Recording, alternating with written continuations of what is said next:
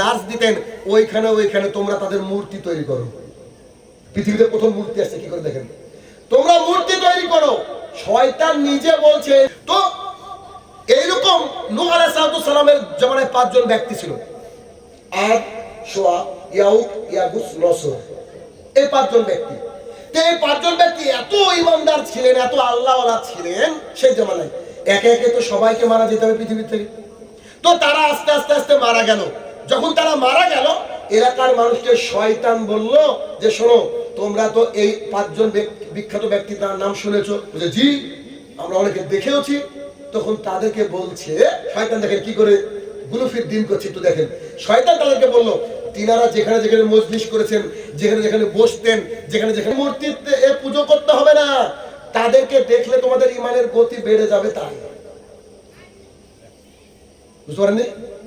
তাদেরকে দেখলে তোমাদের ইমানের গতি বেড়ে। যেমন অনেক আলোচক আছে যার আলোচনা শুনলে আপনার টেম্পার বেড়ে যায়, যায় কি যায় না?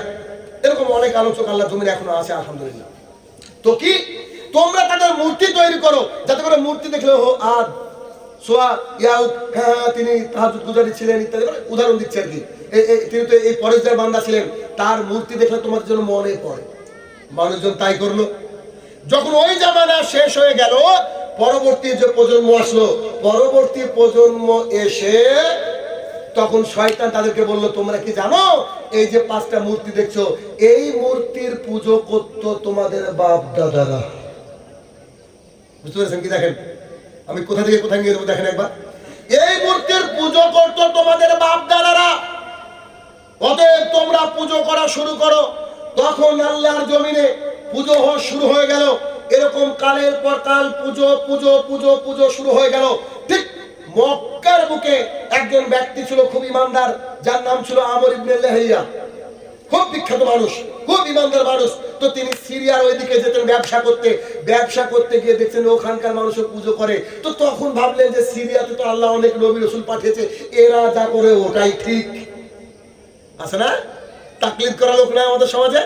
হুজুর যখন বলেছে সবই ঠিক, হুজুর বলেছে জর্দা চলবে, তো হুজুরের কথা জর্দা খাচ্ছে। শাহিনুর রহমান দলিল দিয়েছে, হুজুর জেনারেল ছেলে কি জানে আছে নাই? একজন আলেম বলছে যা ঢেলে খাওয়া হয় হচ্ছে মদ। ইনজেকশন কি?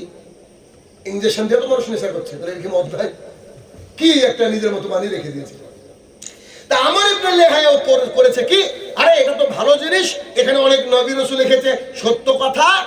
ও করেছে কি, ওখান থেকে একটা মূর্তি নিয়ে কাবার মধ্যে প্রতিস্থাপন করেছে। দেখেন কি করে ঢুকছে, মূর্তি প্রতিস্থাপন করেছে। ও রাত্রিবেলায় ঘুমিয়ে আছে, ঘুমানোর পর স্বপ্নের মধ্যে শয়তান এসে ওকে বলছে, তুমি জেদ্দায় চলে যাও, অমুক জায়গায় মাটি খুঁড়ে দেখো, 5 জন ব্যক্তিকে পাবা, 5 জন ব্যক্তির মূর্তি পাবা, তোমাদের আগের কিতাবে তাদের নাম পাবা।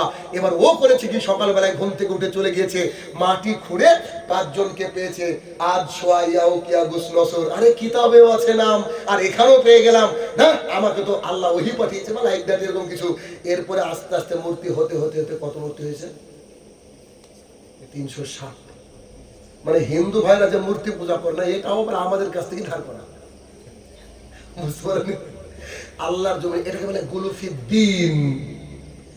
এই জন্য আয়েশা রাদিয়াল্লাহু তাআলা বলেন, আল্লাহ রাসূল সাল্লাল্লাহু আলাইহি সাল্লাম, আপনি কি জানেন নাকি ইহুদি খ্রিস্টান যারা, তারা সব গির্জা বানায়, মানে বড় বড় মসজিদ বানায়, তাদের নেতার কবরের উপরে।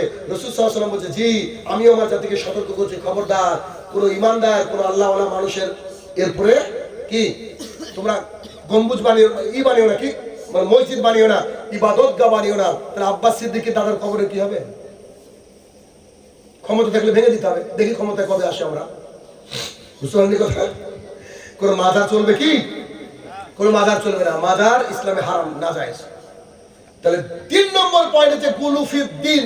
ধর্মের মধ্যে বাড়াবাড়ি করতে করতে করতে করতে ধর্মটাকে কোথায় নিয়ে চলে এসেছে। এখন আপনার আমার সমাজে এত বাড়াবাড়ি আছে, বাড়াবাড়ি ছাড়িয়ে এখন কবরে গিয়ে আজান দিচ্ছে। এটা কি আশেপাশে শুনেছেন কোথাও? কবরে গিয়ে আজান দিচ্ছে। আরে আজান দিয়ে নন্দলালপুরের মানুষকে মসজিদে নিয়ে যাওয়া যায় না গো, কবরে গিয়ে বলে আজান দিচ্ছে। আছে না নাই? আছে না নাই? এই আশপাশে হয়তো আপনারা আহলে হাদিস, আলহামদুলিল্লাহ, আল্লাহ আপনাকে হেফাজত করেছে। আমরা তো হানাফি এলাকার লোক, আমরা জানি আমাদের পরিস্থিতি কি। আমি আমার চাচাকে কবর দিচ্ছি, কবর দিয়ে ফিরে এসে শুনছি এলাকায় বলছে ওর চাচাকে নাকি বসে কবর দিয়েছে। কেউ বলছে যে পূর্ব পশ্চিম কবর দিয়েছে, কেউ বলছে কবর থেকে ধোঁয়া বেড়াতে দেখলাম গো। আর একজন আবার বলেছে যে কবর ওরা খুঁড়েছে নাকি জেসিবি দিয়ে মাটি দিয়েছে। কি দিয়ে বুঝাবো বলেন এবার আপনি? কি দিয়ে বুঝাবেন মানুষকে আপনি? আমার বাড়ি করতে এসেছে একজন মানুষ, ঘর তৈরি হচ্ছে অনেকদিন আগে, ঘর তো আমার এক চাচা এসেছে ঘর তৈরি করতে, এসে বলছে বেটা তোমার অ্যাকাউন্টে নাকি 40 লাখ টাকা আছে শুনলাম, বাইরে থেকে টাকা পাও। আমি বললাম চাচা আমার অ্যাকাউন্টই নাই। তখন আমার অ্যাকাউন্টই ছিল না, ইদানিং অ্যাকাউন্ট করতেছে কেন, দেশ বিদেশ থেকে মানুষ পড়াশোনা করে আমাকে টাকা পাঠায়, বেশ এতটুকু। বুঝতে পেরেছেন কি? মানুষ একবার এইভাবে কথা বলে। তো ধর্মের বিষয়ে বাড়াবাড়ি করতে করতে করতে করতে এমন পর্যায়ে নিয়ে চলে গেছে যে হুজুর যা বললো তা ফাইনাল। আসলে রাইট, কোন আহলুল হাদিসের আলেম অন্তত পক্ষে প্রকৃত আলেম আপনাকে এই কথা বলবে না যে হুজুর যা বললো তাই ফাইনাল। তাকলিদ জিনিসটাই জায়েজ নয়। যদি একজনের কথা আপনি চোখ কান বুঝে মেনে নিতে পারেন, তার নাম হচ্ছে মুহাম্মদ সাল্লাল্লাহু আলাইহি সাল্লাম। উমর ইবনুল খাত্তাব যদি কোনো কথা বলে এই কথা চলবে না যদি দলিল না থাকে। প্রমাণ নেবেন? ওই যে ছোট সাহাবী আবু সাঈদ খুদরি রাদিয়াল্লাহু তাআলা আনহু বলেন যে উমর ইবনুল খাত্তাব রাদিয়াল্লাহু বাড়িতে গিয়ে সালাম দেওয়া হলো, আসসালামু আলাইকুম আসসালামু আলাইকুম আসসালামু আলাইকুম, তিনবার সালাম দেওয়ার পরে উমর শুনতে পায়নি, তৃতীয়বার শুনতে পেয়েছে, বাড়ির থেকে বের রেখে দিচ্ছে, ও টান দিয়েছে, এদিকে চলে আসছে। এই কি ব্যাপার, চলে যাচ্ছ কেন? তো মুহাম্মদ সাল্লাল্লাহু আলাইহি ওয়াসাল্লাম বলছে কারো বাড়ি থেকে তিনবার সালাম দাও, শুনতে না পেলে উত্তর না পেলে তুমি তার বাড়িতে প্রবেশ করিও না, তুমি চলে আসো। তো তখন উমর ইবনুল খাত্তাব বলছে শোনো, এই হাদিস তো আমার জানা নাই, যদি হাদিসের দলিল না দিতে পারে তো তোমার ভাগ্য খারাপ আছে। তিনি একটা মাজলিস থেকে বসে গিয়েছিলেন, ওই মাজলিসে এসে বলছে আমাকে আল্লাহর ক্রোধ থেকে আর উমারের ক্রোধ থেকে বাঁচাও। তোমরা কি হাদিসটা সবাই শুনেছো? তো বলছি যে জি, এই হাদিসটা আমরা সবাই শুনেছি। উমর ইবনুল খাত্তাব রাদিয়াল্লাহু তাআলা বলছে আল্লাহ তুমি তার পরিবারে বারাকা নাজিল করো, তার ইলমে বারাকা নাজিল করো। আর আপনাকে যদি বলি আপনি সালাত আদায় করছেন, সূরা ফাতিহা পড়েননি, আপনার নামাজ হবে না, তখন আপনি আমাকে ঘুরে বলছে তোর বাপের বিয়ে আমি দিয়েছি, তুই অতটুকু চাইলি, তুই দলিল করতে পেলে রে? বলে কি বলে না? অথচ উমর রাদিয়াল্লাহু তাআলা ছোট্ট একটা সাহাবীর জন্য দোয়া করলেন, কেন? তার ভুলটা ধরিয়ে দিল তাই। আর আমাদের ভুল ধরিয়ে দিলে খুব বড় পণ্ডিত হয়েছে, তাই না?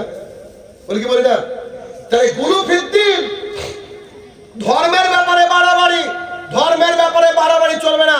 বর্তমান বিশ্বে ডক্টর জাকির নায়েক আল্লাহ তাআলার এক নিয়ামত, কিন্তু তিনি আকীদার ব্যাপারে কয়েকটা কথা বলেছেন যে কথাগুলো সত্যি ঠিক নয়। আমাদের উস্তাদরা তাদের বিরোধিতা করছে, আলহামদুলিল্লাহ করব, বুঝেননি? আমাদের উস্তাদরা বিরোধিতা করছে, করতে বাধ্য ভাই। আপনাকে আমি ততক্ষণ ভালোবাসবো, ততক্ষণ আপনাকে ভালোবাসবো, ততক্ষণ আপনার কথা মেনে চলবো যতক্ষণ দেখবো আপনি কোরআন এবং সুন্নাহর উপরে আছেন। যখনই নিচু হবেন খারাপ ব্যবহার করবো না, আপনাকে বোঝানোর চেষ্টা করবো, আপনি না বুঝলে আউট। গুলুফিদ্দিন, তাকলিদের কোনো স্থান ইসলামে নাই। যে যাই বলুক আপনাকে দলিল সহ তার কথা শুনতে হবে। এই জন্য আমি বলে থাকি যে আমার আলোচনা শুনতে আসলে খাতার পেন নিয়ে বসবেন, নোট করবেন, বাড়িতে গিয়ে ওটা আপনার স্ত্রীকে, মাকে, বউকে শোনাবেন যে আজকে হাদিসটা শুনলাম, তবে তো পরিবর্তন হবে সমাজ, নইলে তো পরিবর্তন হবে না ভাইয়ের আমার। 3 নম্বর পয়েন্ট কি? গুলুফিদ্দিন, ধর্মের ব্যাপারে বাড়াবাড়ির কারণে এটা হয়েছে। 4 নম্বর হচ্ছে কি? অন্যতম বড় পয়েন্ট হচ্ছে বিভক্তি। বিভক্তি কেন?